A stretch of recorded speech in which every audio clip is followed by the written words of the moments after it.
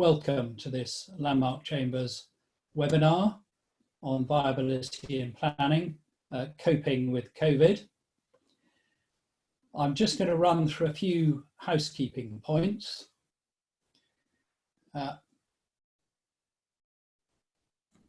So first of all, my name's Neil Cameron. I'm going to chair this webinar, and I'm joined by my colleague Charles Banner QC and by our guest Robert Fourt, and I will introduce Robert in a moment.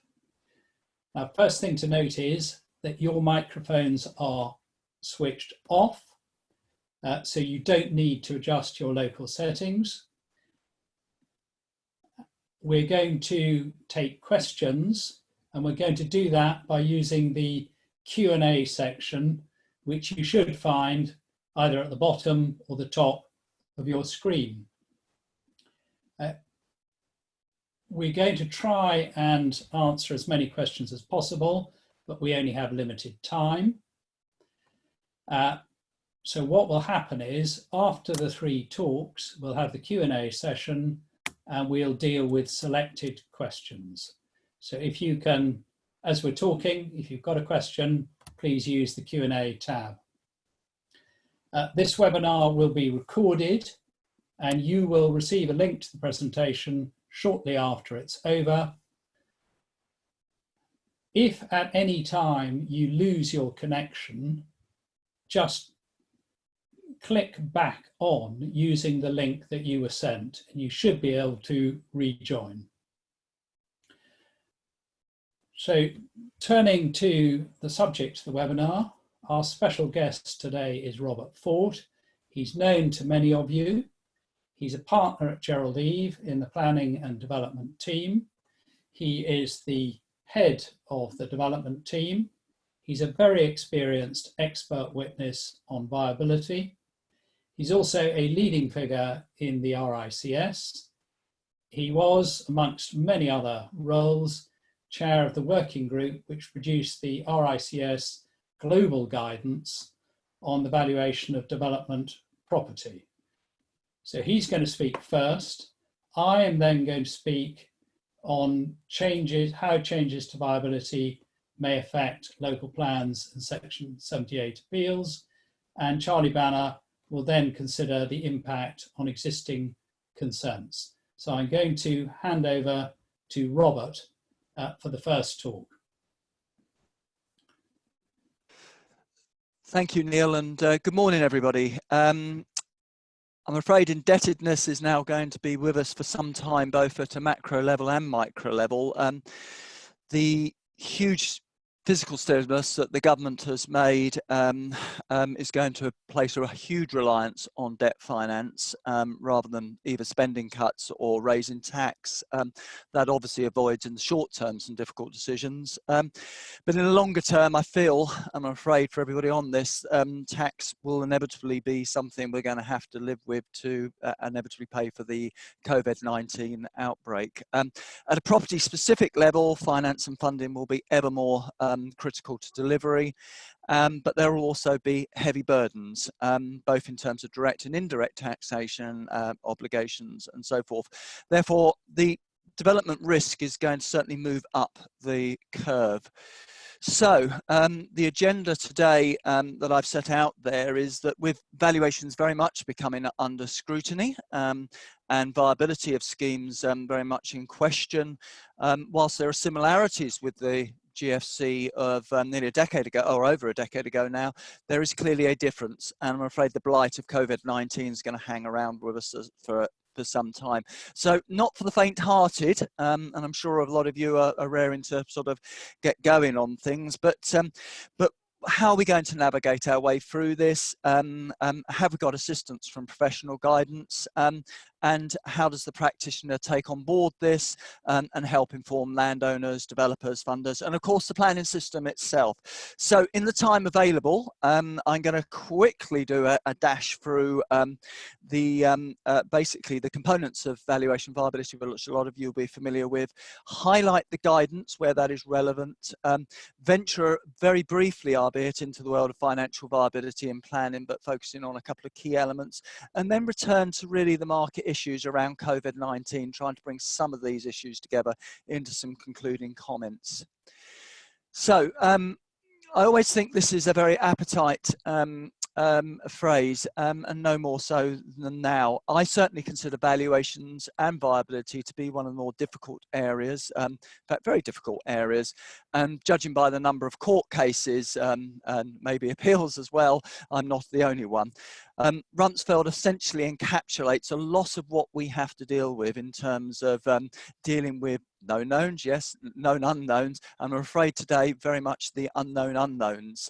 But so we move on really to sort of say that we can't divorce obviously the property sector from that macro market. I don't think anybody here would suggest otherwise, but valuations and development viability are inevitably interlinked with the macroeconomic environment.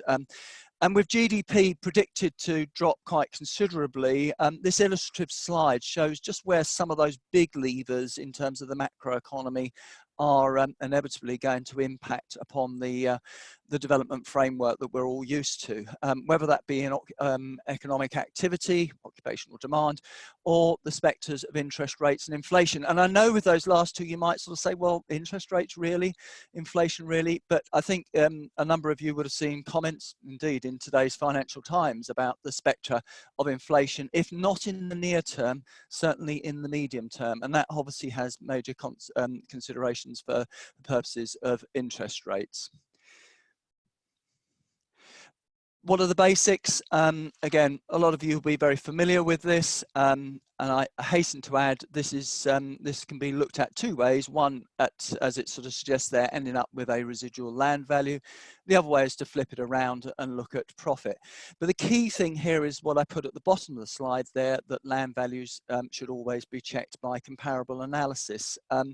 And in that, one's looking at everything from other sites to bids, and also within the residual framework, not to forget the sensitivity that's around that. So we'll come to a little bit more of that in the future, but the viability certainly is the two ways of looking things with the land value, with arriving also at land values. So we know that we have a lot of market signals out there at the moment, and that's always the case, of course, but which information should we rely on? What weighting should we get it? What can we actually trust in the current COVID-19 and post-COVID-19 environment? We know, for example, that prices are potentially likely to go down. I think most of us would probably agree that's a high likelihood of that, but by what extent? If one looks at some of the things coming out, is it 3 to 7%? Is it as much as some people are saying in double digits? And are we actually like to see prices increase, going forward into 2021 and beyond? We know that there are discounts to asking prices at the moment, but clearly market sentiment is going to be a very major factor in this. And as I've said, inflationary pressures might start to play a part as well in this. Now, this is a key slide, and so I'm just going to spend a minute or so actually on this, because it encapsulates a lot of what I want you to bear in mind as we're going through this presentation. On the left-hand side there, there's what effectively is what I call a cumulative cash flow, the iceberg diagram, if one wants to look at it, or as the Dutch refer to it, the bathtub for their own reasons.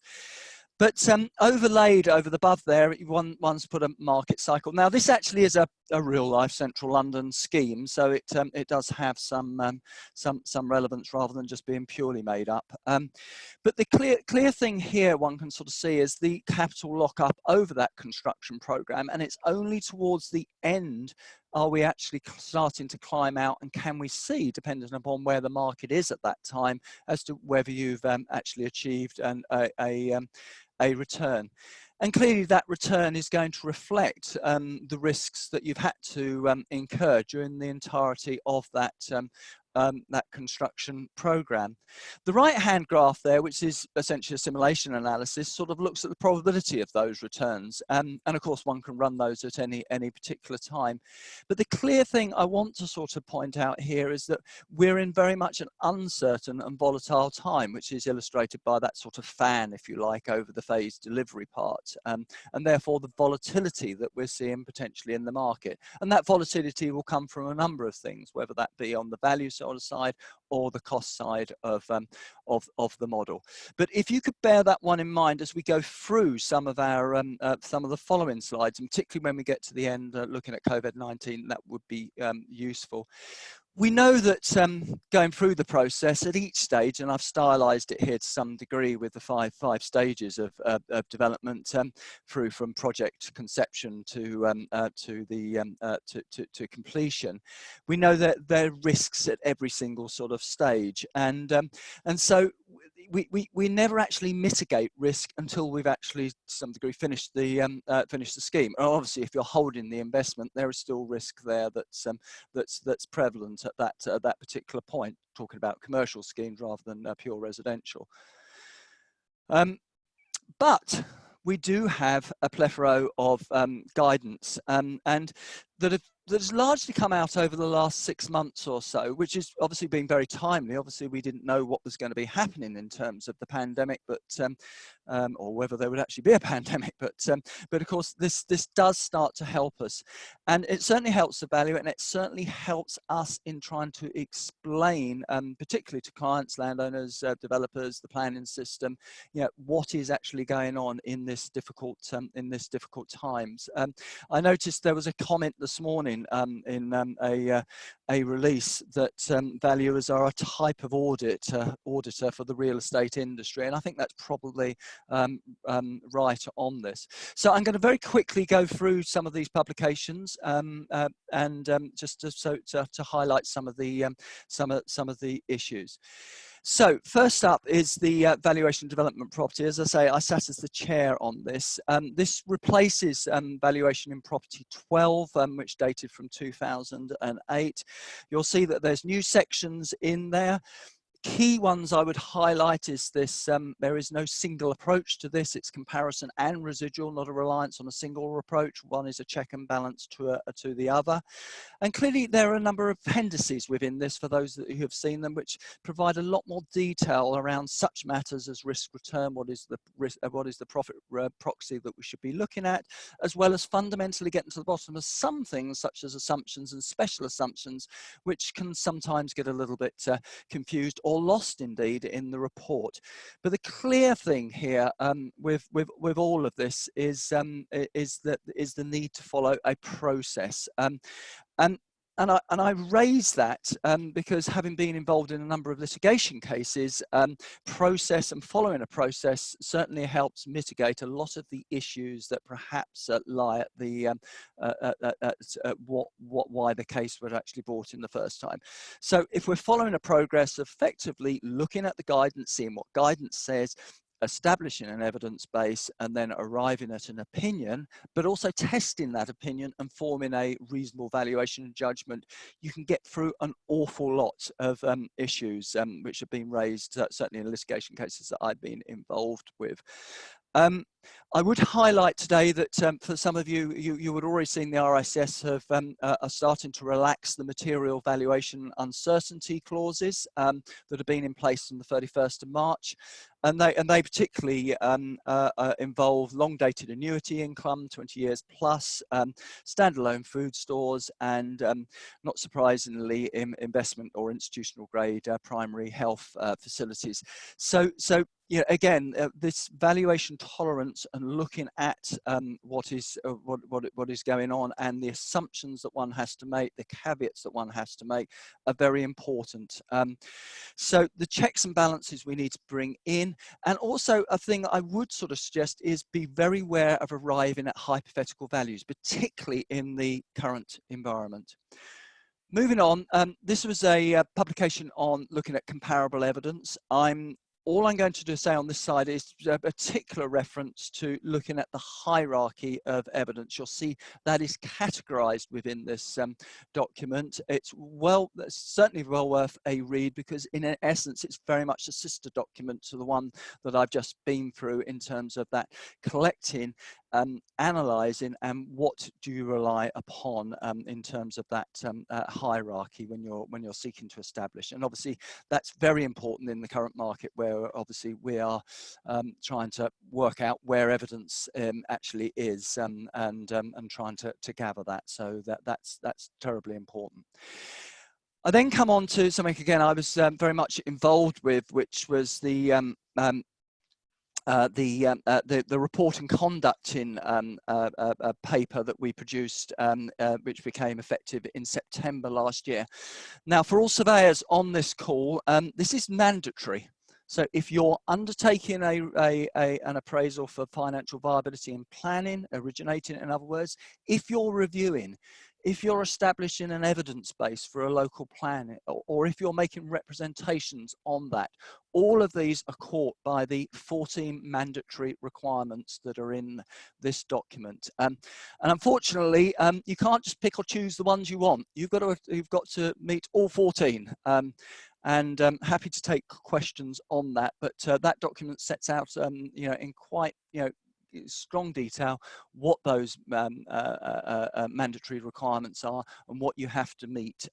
So when you're issuing any of these documents, it's important. And for those of you who are readers, of course, they are things equally to look out for in terms of has this viability assessment dealt with the and addressed the 14 mandatory requirements. Now, a sister publication to that will be the forthcoming, and some would sort of say it's been a long time in gestation, but these things tend to be that, which is a complete overhaul of the 2012 guidance. This is in light of obviously changes to the MPPF. We have a very diverse working party.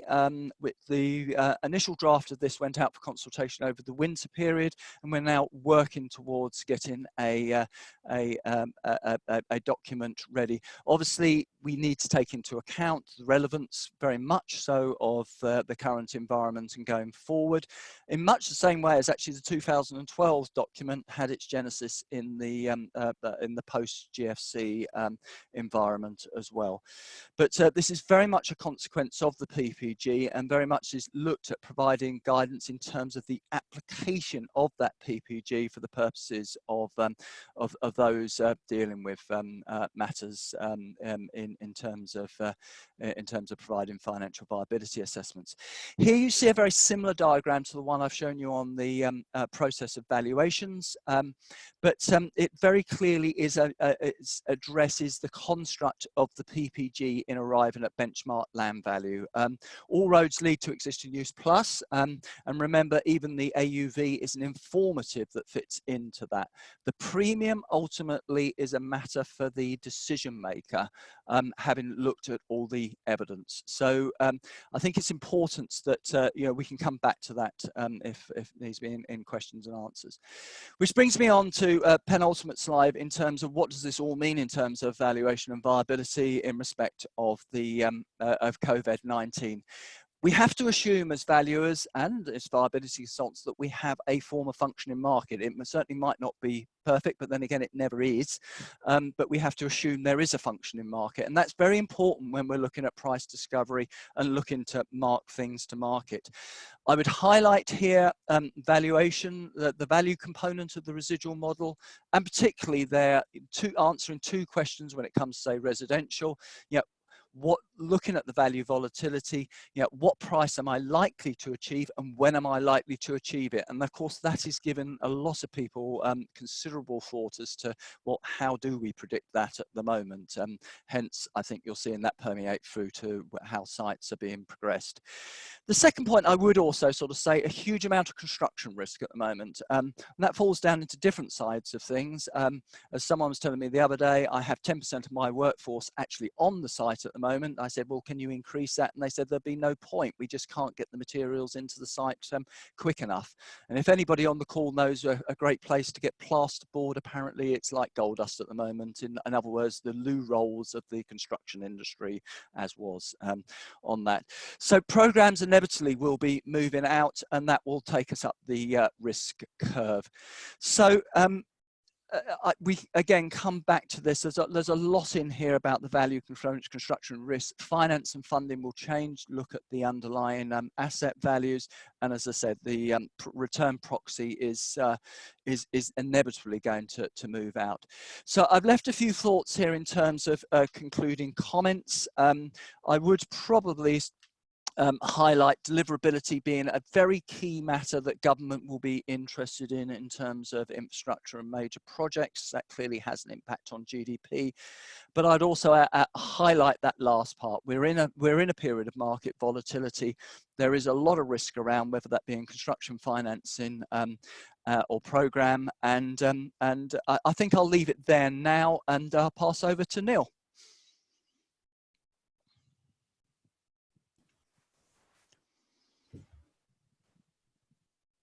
Right, well, thank you very much, Robert. I'm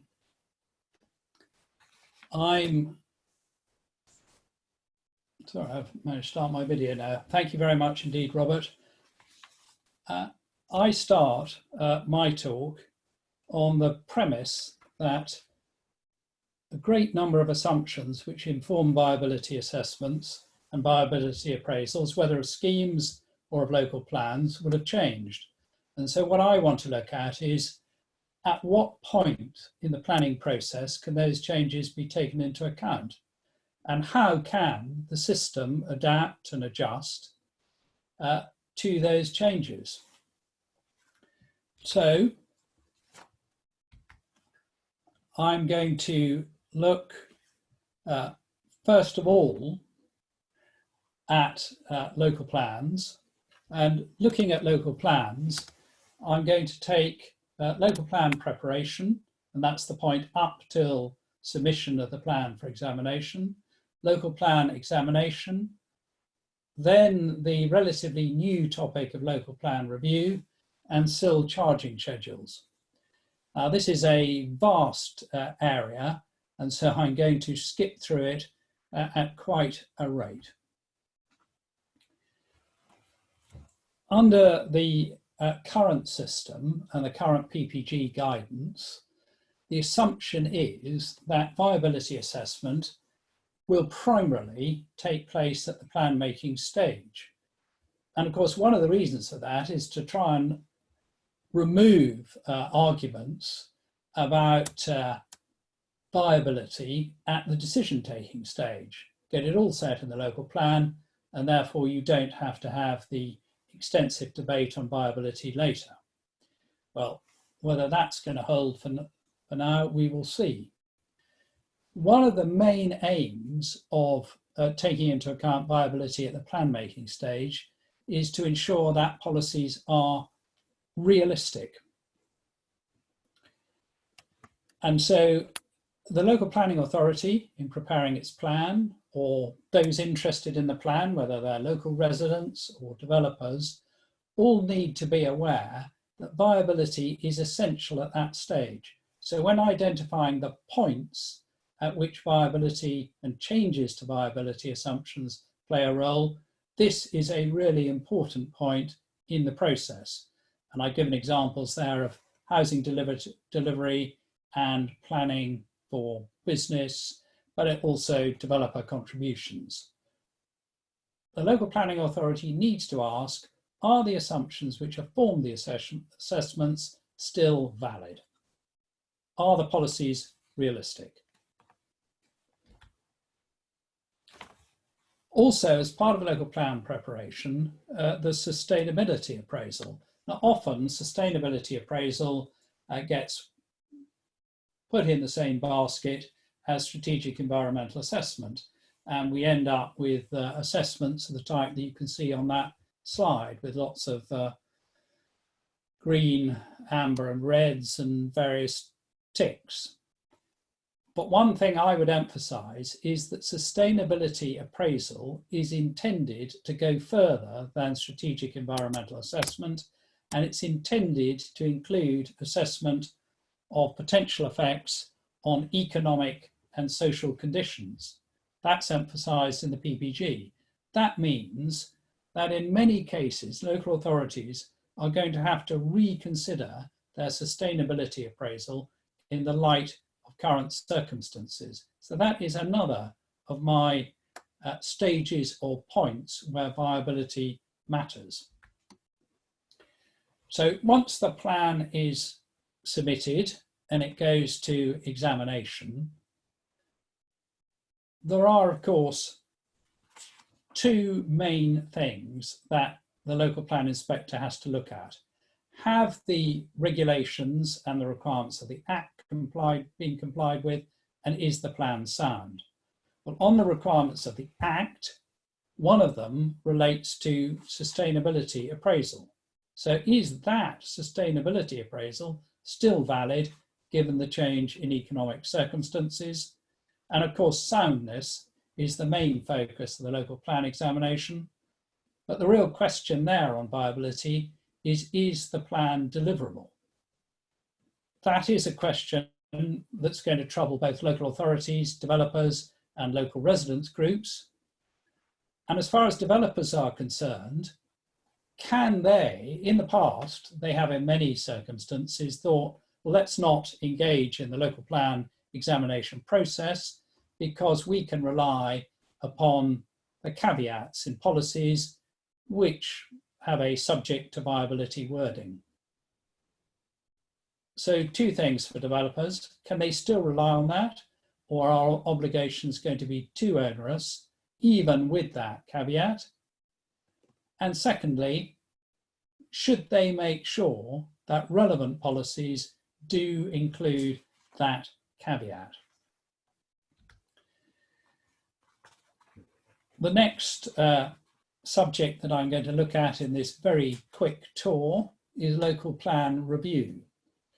Now, the regulations, the 2012 local planning regulations, were amended to add in a provision that a local planning authority is required to review a local plan within 5 years. And in many cases, what the local authorities have done is to look at their plan, considered whether it needs updating, and in many cases decided that it doesn't.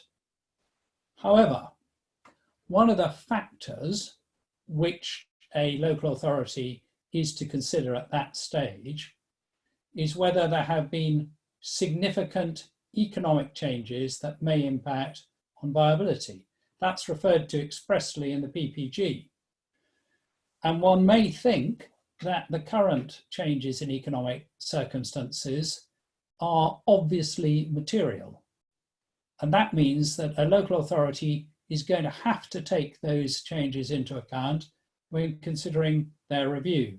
If they don't, there is a potential risk of judicial review.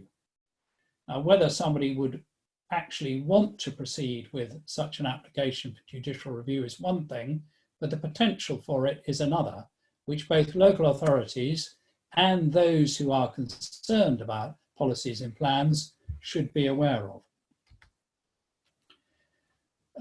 SIL charging schedules, well, this is an obvious area where viability matters because the regulations require a balance to be struck between funding infrastructure which is required to support development and impact on the economic viability of development. So if a local authority is preparing a SIL charging schedule, should it review that balance? Almost undoubtedly, yes.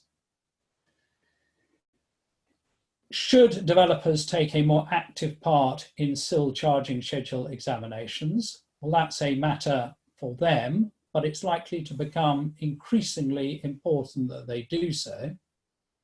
And one of the things that they may wish to consider is whether they take a more active approach or group together in the type of forum which is often found at the local plan examination stage. And I would expect that some developers might decide to group together and act as a forum at the SIL charging schedule examination. Another point on SIL, which I know is going to be covered by Charlie Banner later, is the relatively modest policy announcement that has been made so far, and that is to allow for deferral of payment for small and medium-sized developers. I query whether that will be enough to deal with the issue, and it may be that local authorities feel that they ought to review their charging schedules to take account of current circumstances. So that is another point of intervention or stage where viability matters. I'm now going to turn very quickly to Section 78 appeals. One could spend a very long time on this, but here the PPG on viability does make specific provision where significant economic changes have occurred, and we certainly appear to be in that territory. And what that allows for is for viability assessment at the decision-making stage.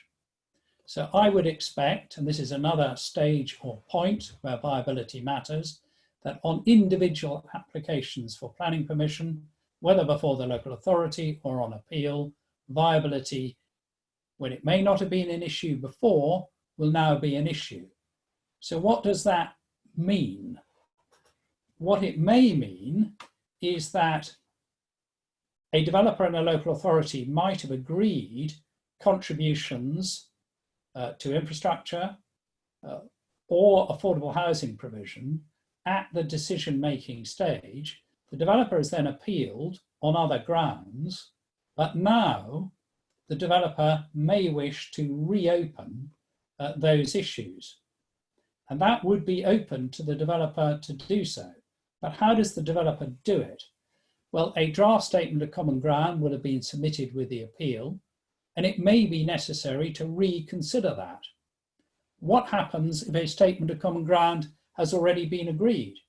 Well, again, that may need to be reconsidered. But that will engage significant procedural issues because the local authority will have proceeded on the basis that those matters are agreed. Local residents and other parties would have proceeded on the basis that that's agreed. So if it is now to be changed, those parties all need to be given an opportunity to respond. And that may pose a challenge for inspectors who are dealing with Section 78 appeals. The other matter to consider for all parties to an inquiry is how can review mechanisms be drawn up to cater for changing circumstances? Because it may be said, well, in current circumstances, a higher level of profit is required, lower residential or other values are expected when the development is completed, and there needs to be a review.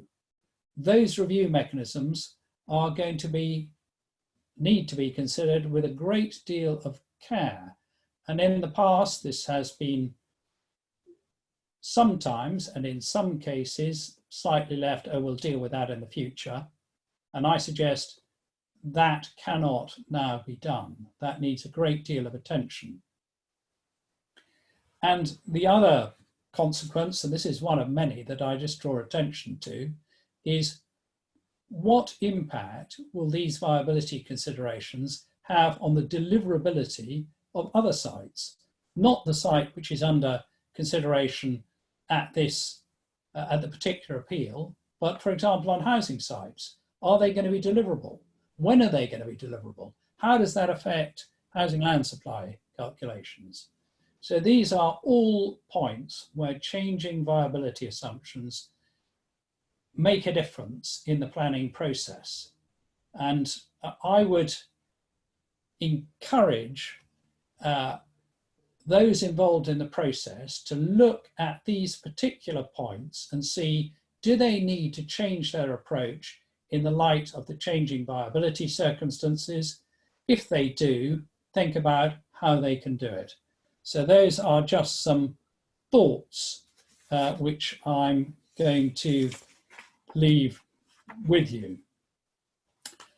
I'm now going to hand over to Charlie Banner. Charlie is not only a leading member of Landmark Chambers, but he is also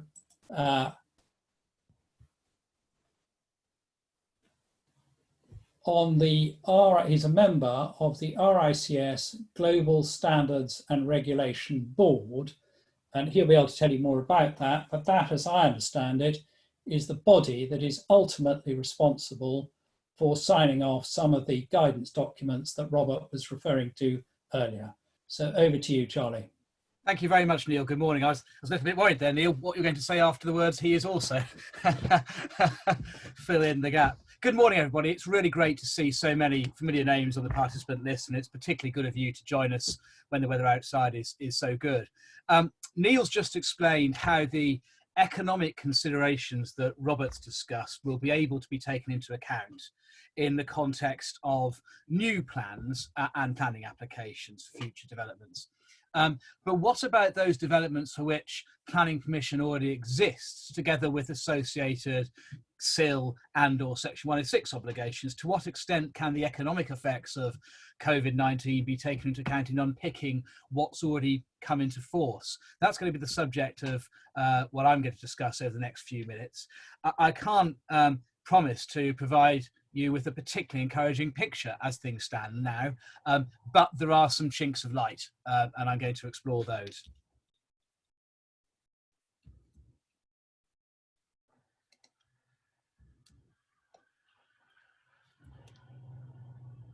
I think somebody needs to transfer the control of the screen to me, or perhaps just go to the next slide.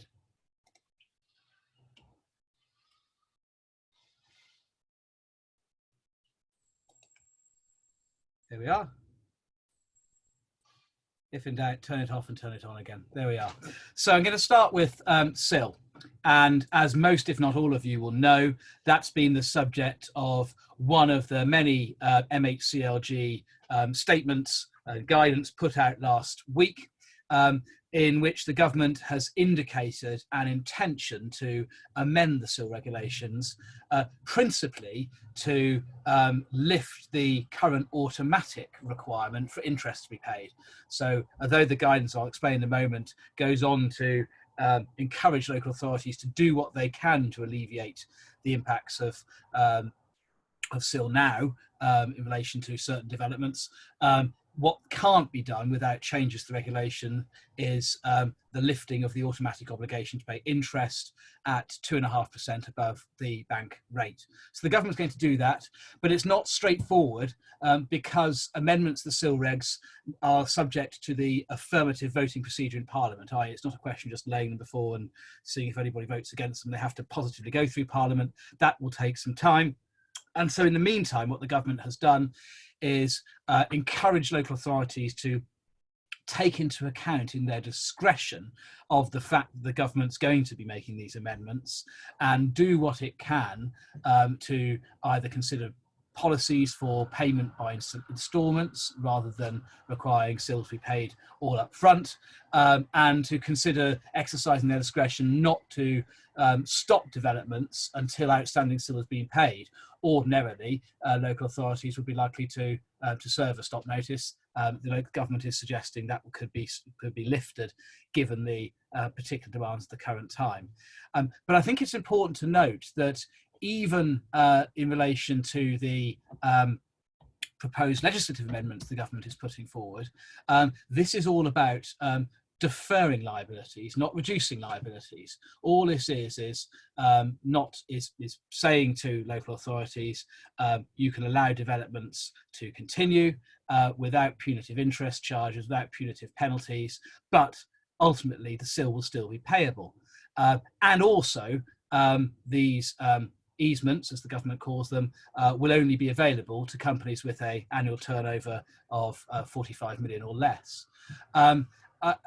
Shameless plug for Have We Got Planning News for You. Here there's a hyperlink to last week's episode where the Director of Planning at MHCLG, Simon Gallagher, discussed the rationale for the government's calibration of these reforms. And in relation to the 45 million threshold, what he said is the focus of the government was at least initially on helping small businesses. The perception in MHCLG is that small businesses were particularly bad, small developers were particularly badly hit during the last economic downturn, and therefore the principal focus for now should be on them.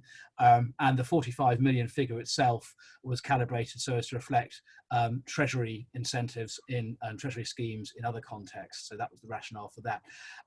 I certainly got the impression from what Simon was saying, he kept saying the government continues to listen to the development industry, that this may well be the opening gambit. And if in fact the impacts of the COVID-19 crisis on the deliverability of development are greater than the government currently hopes is the reasonable best case scenario, then further measures will come forward, whether that will be reductions in what is payable or some kind of lifting of the current charging schedules in local authorities, whether it will be a raising of the 45 million threshold or a combination of the two, who knows. But I do expect to see this as the opening gambit. The government are hoping this will be enough, but they're not ruling out more measures in the event that what's provided so far is not enough. Now, the next slide's on section 106 obligations. And principally in relation to, if we just go to the next slide, principally in relation to financial contributions. We don't have section 106 BA anymore. That was the bolt-on provision, which, as many of you will know, enabled between 2013 and 2016 a developer to seek a modification of affordable housing planning obligations on the basis of economic viability. That's no longer available. So in relation to section 106 obligations that have already been entered into, currently the only show in town is section 106 capital A. And there are two aspects of section 106 capital A by which a section 106 obligation can be modified or discharged. And they are the two shown on the screen here, what I call route A, section 106 subsection 1A, and route B subsection 1B.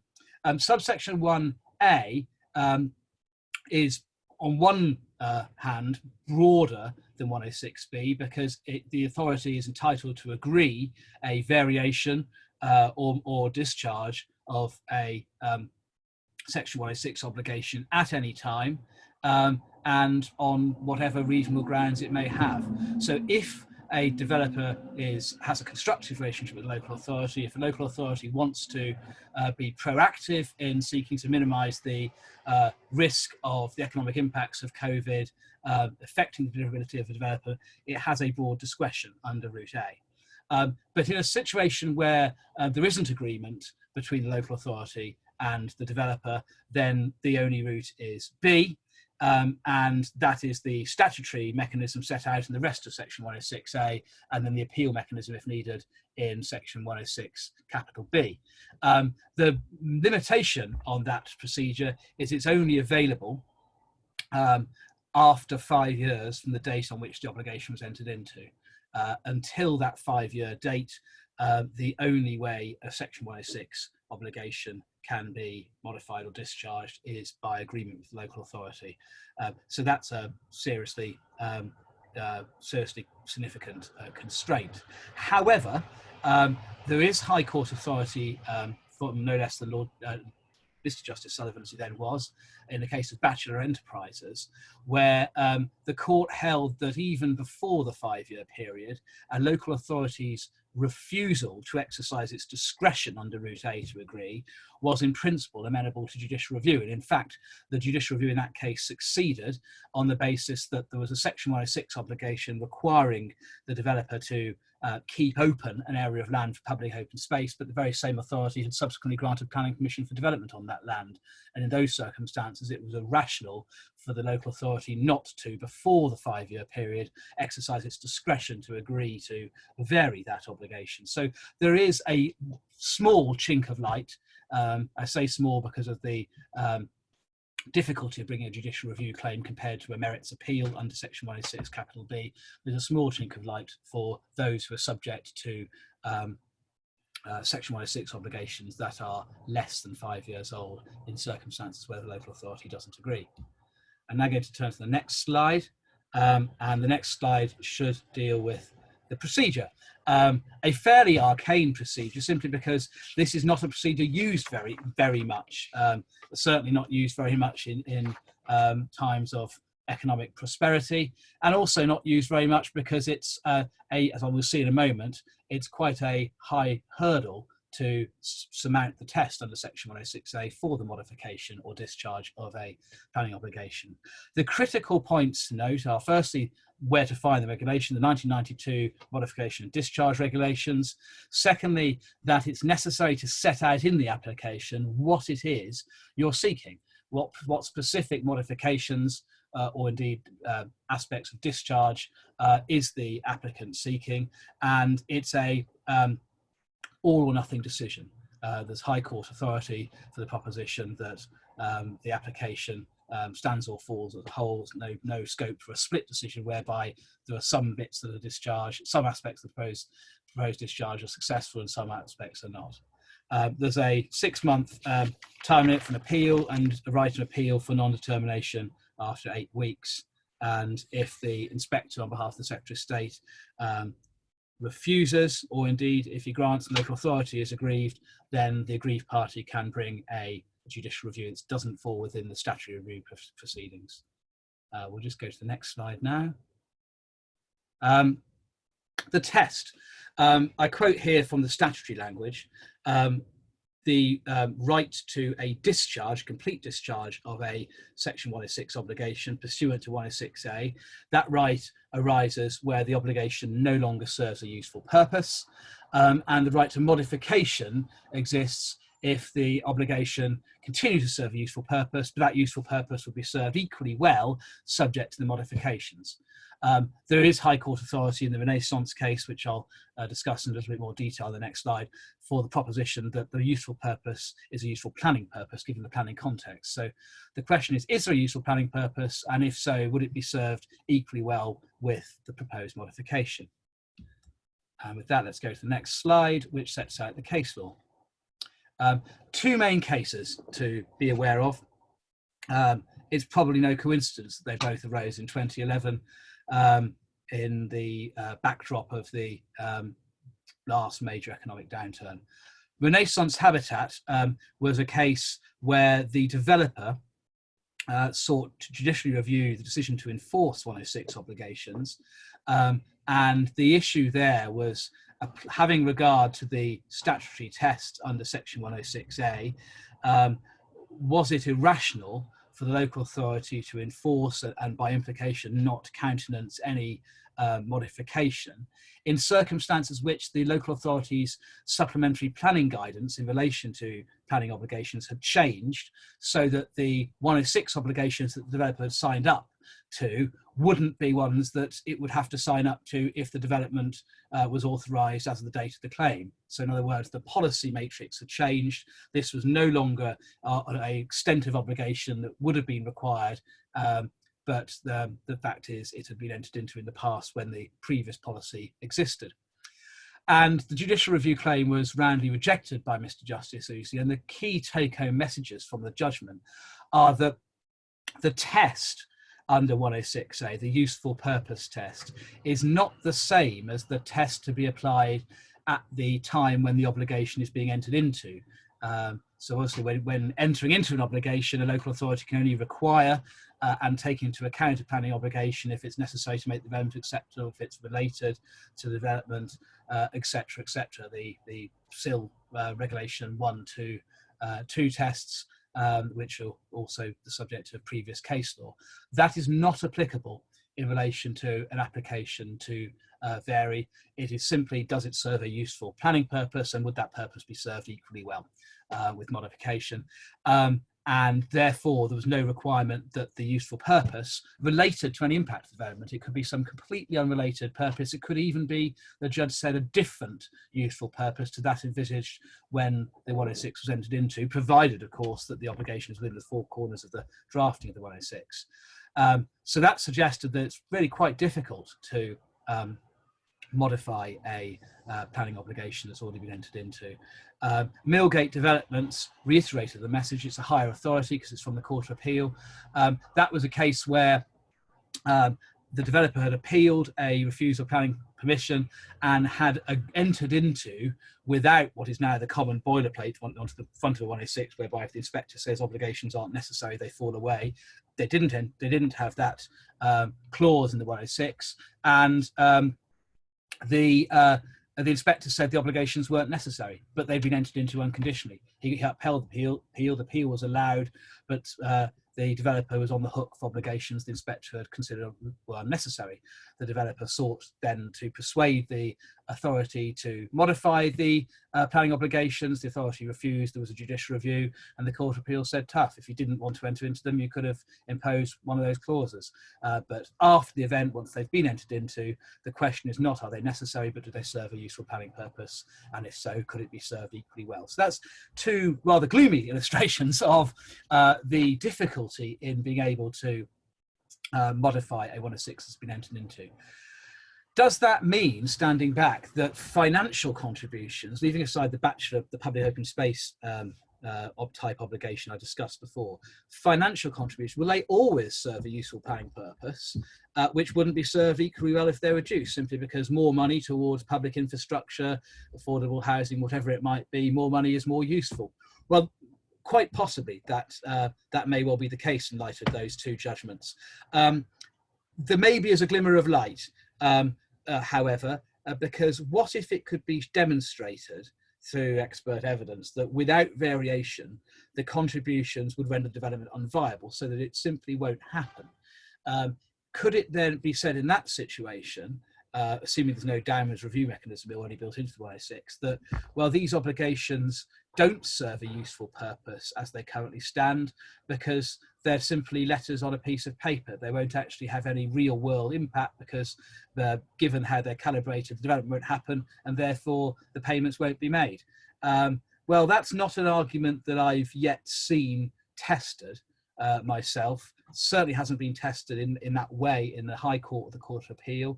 I'm not aware of any planning inspector decisions, but frankly, this is a point of law anyway, so even if there were, they wouldn't be conclusive.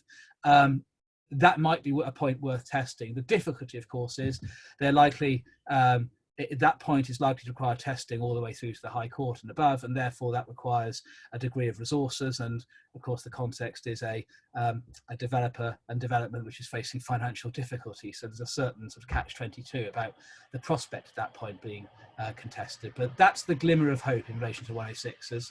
We'll just go to the next slide, please. The guidance published last week on SIL easements also referred to Section 106 and in essence encouraged local authorities to exercise their discretion, to be pragmatic and to take similar measures as the government is doing in relation to SIL to remove barriers for developers, but again, all focused on timing of when the money is due rather than encouraging authorities to consider reducing the liability. So again, my comment earlier about this probably being an opening gambit from government, and in the event that actually what happens over the forthcoming months is that sites are simply not coming forward, because even if they're having to pay their obligations next year rather than this year, they simply haven't got the money to generate to get the site off the ground, then maybe the government will consider broader measures such as some kind of reintroduction of something a bit like Section 106BA. But it seems that the government's taking a step-by-step approach. In the event that authority was to not take into account this guidance or rationally depart from it, there may be scope for a judicial review of a failure to agree to modify under Route A, but it would be pretty dumb and pretty surprising not to take it into account, this guidance. And so I'm not sure factually how likely that is to arise. We'll just go to the next slide then, which I think is my final one. Third point, what about adapting existing planning permissions, forgetting obligation as the actual development itself? Well, 2 points to make in relation to that. Firstly, last recession, there was the prospect, as some of you remember, of getting a new planning permission sort of automatically, certainly through a fast-track procedure, in circumstances where the lifetime of an existing planning permission was to run out without the development commencing due to the effects of the recession. There is that provision has since fallen away. Section 73 subsection 5 provides that applications to varied conditions effectively can't be used to extend the lifetime of permission by varying the conditions relating to the lifetime. Simon Gallagher said in Have We Got News, Planning News for You last week, that the government's been looking at this and looking at whether there could be some mechanism to extend the lifetime permission. They're currently concerned about habitats and EIA issues in relation to that. I note that the Scottish government clearly didn't think those were insurmountable concerns, because the Scots have done this already in relation to coronavirus. So watch this space. It seems to me that some form of ability to extend the lifetime of the consent, whether through a new consent as before, whether through a repeal of section 73 subsection 5, may be part of the government's second or third gambit if necessary. It may in some circumstances be possible to revisit section 106 obligations by a new consent with a new section 106 obligation, particularly in circumstances where the development has been implemented and the original 106 hasn't therefore been triggered. And of course, finally, not particularly attractive, given the cost and uncertainty, but the last resort is always to re-engineer the development to make it more profitable. So the obligations don't vary, but the return on investment does, whether by changing the mix, whether by adding additional development or some other means. That's always another option, albeit an expensive and uncertain one, but they currently one of the few viable, no pun intended, options until the government provides more by way of legislation and or guidance. That is all I've got to add. I'm going to hand back now to Neil to chair the Q&A. Thank you very much indeed, Charlie. Now, we've had a number of questions. We're not going to be able to deal with them all, but first of all, I'd like to hand one to Robert. And Robert, we've got a question which starts to be optimistic for a moment, which I thought was a good start. Does Robert think, amongst all the uncertainties and volatilities, for premium development opportunities on a premium site in a premium location, that values and rents will rise in a test of survival of the fittest type approach? What's your view on that, Robert? Yeah, so this is the Darwinian question that came up, and thank you very much for that and all the rest of the questions. They're really good. I previously went on the record back in the post the global financial crisis and sort of saying that, you know, one would expect to see a ripple effect, and that was certainly from research that we did, the case. In other words, you had the epicenters. London would have been a great example, where you start in the middle and that ripple effect of moving out in terms of therefore the effects of then coming back into a better market would be felt. But, and this is the big but this time, if that is the case, clearly there are going to be vast swathes of the country which will be waiting a very, very long time. And this is where I feel government intervention is required. And if government intervention can come in some sort of form, that may therefore start to affect the market in a different way to where the global financial crisis, and therefore it won't be a reliance on simply premium and, you know, the best sites are always, they're going to come forward in any event in time, but we need to encourage development across a wider spectrum, and I'm sure that must be the government's aim as well in terms of deliverability. And Robert, just one more for you, which I'm also interested in, but you've been asked, is when is the new guidance on financial viability and planning likely to come out? And I suppose you'll have to consider what are the consequences of the current economic climate. That is correct. That is correct. I'm going to give you a very apologies to any civil servants on this. I'm going to give you a very civil servant answer here. We're hoping sort of around late summer, and that is particularly because of the subsidiary question there. We've got to have something that is relevant. When this guidance comes out, it must be read in the current environment and the post environment. I think we're getting there on that. We anticipated clearly that there will be market cycles when one's looking at viability. So to some degree, of course, we have anticipated, not probably to the extent that clearly we're experiencing with the pandemic at the moment, but it must be relevant to the practitioner and indeed the beneficiary of that advice as well. So so late summer, but yes, it must be relevant to the current environment. Very good civil servant answer, late summer, without giving the year. Charlie, one for you, I think, yeah. Which is, and this is, I'll read out the question, part of it. I agree there's a need, this is the questioner, to be flexible around developer contributions, but are we not losing sight of the fact that SIL and Section 106 is required to deliver infrastructure to support developments such as schools, and that development without that infrastructure is not sustainable in the long term?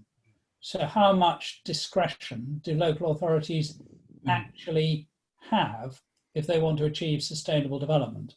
And I've slightly summarised the question. Yeah. No, thank you. And thank you to the person who asked that question. It's a very good question. I think I answer this in stages. Firstly, most of the time when there's a review of Section 106 obligations for viability reasons, it wouldn't be everything that goes. There'd be some tinkering with the obligations in order to achieve a level of that was viable. So I don't think it's likely that you'd have a development that made no contributions whatsoever.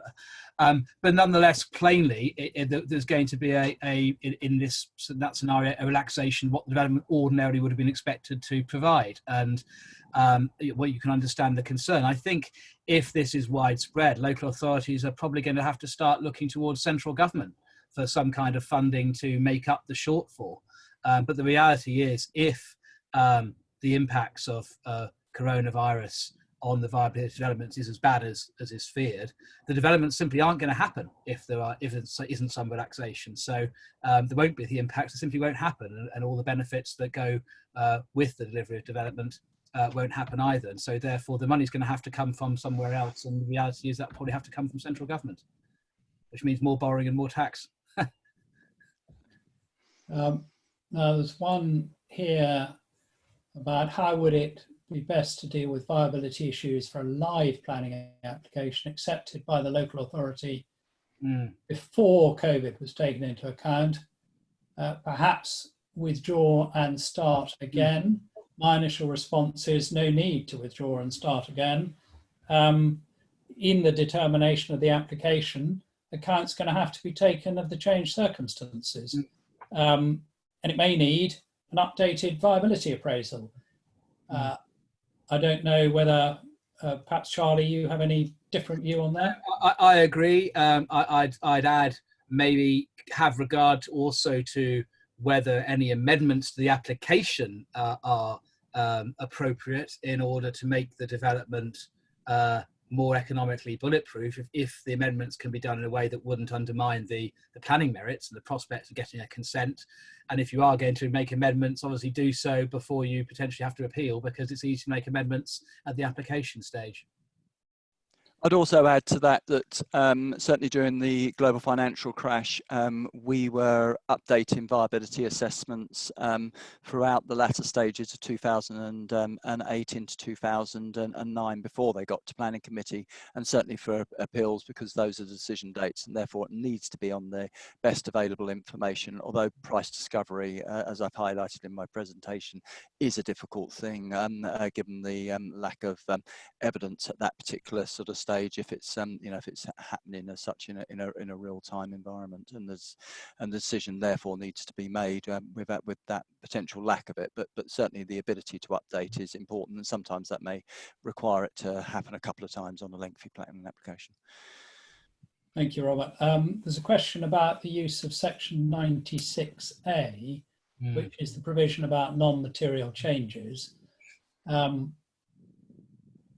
I think the question relates to extending a permission. I don't think that's possible under 96A, but is there a role for 96A in making non-material changes to planning permissions which have been granted? Charlie, probably for you. Yes, I might just hand it over to Robert. I mean, I thought about that when doing my slides, and I didn't mention 96A because my feel was, almost by definition, if it's non-material, it's unlikely to be of sufficient magnitude to make a difference to the viability. But I don't know, Robert, whether from your perspective you can countenance something which would in planning terms be a genuine non-material amendment, which could have significant implications for the economics.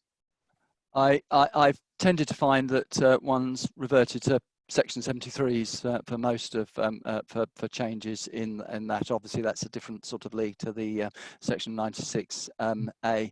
I have done a couple of occasions dealt with 96As, but local authorities tend not to want to review, and quite rightly, viability assessments using that route. But whether in the current environment, because of the lack of, if you like, other routes, that may come more prevalent. That need to be seen if that happens. I think we've probably gone beyond our time already, so we're going to have to draw it to a close there. So I'd like to thank everybody who's participated. Particularly like to thank those who've sent in questions. Apologies that we haven't answered all of them. I'd like to thank Robert as our guest speaker, bringing real valuation knowledge and experience from years of being at the top of the profession, and thanks also to Charlie. So goodbye, and thank you for joining this Landmark Chambers webinar. Thank you. Thank you.